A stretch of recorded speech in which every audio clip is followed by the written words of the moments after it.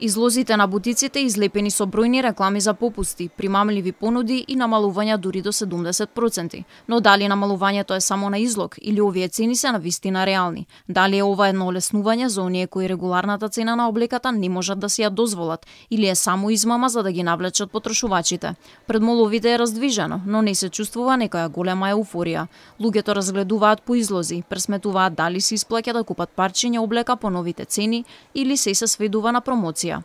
Најави за попусти на речиси сите брендови облека во моловите. Дали сега граѓаните конечно ќе можат да си дозволат да купат плюс некое парче облека? Ги прашавме што мислат тие за ова. Дали купувате облека на попуст? Да. Да, дали навистина има толку големи попусти како што кажуваат дури до 70%? На некои определени артикли, не за сите. Мислам дека во другиве градови во обкружувањето има многу поголеми попусти. Да искрено да видам, не сум купила одамната, не знам. Сме купили, ама многу скапо. Да. Порано да, поевтино, ама сега многу скапо. Значи стандардот е многу скап, народот нема пари. Има попусти, ама да, зависи. Секаде има помалку попусти. Некогаш, понекогаш, да.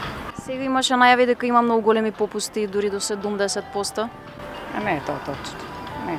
Постојат строги правила како треба да се означуваат и промовираат попустите кои се утврдени со Законот за заштита на потрошувачите, кој го спроведува Државниот пазарен инспекторат. Доколку некој се сомнева дека е манипулиран, може да пријави таму. Постојат повеќе начини со кои трговците манипулираат со купувачите во сезоните на попусти. Најзастапена малверзација е кога на излогот се најавува попуст и до 70%, а во продавницата само еден или два производи се со вакво намалување.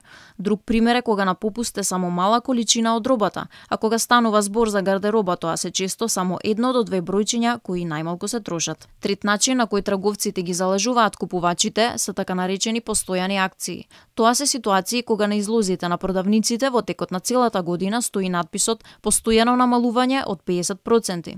Тука е во прашање очигледна измама. Во овој случај не може да се постави прашањето од која цена се намалува 50%, ако намалувањето е постојано.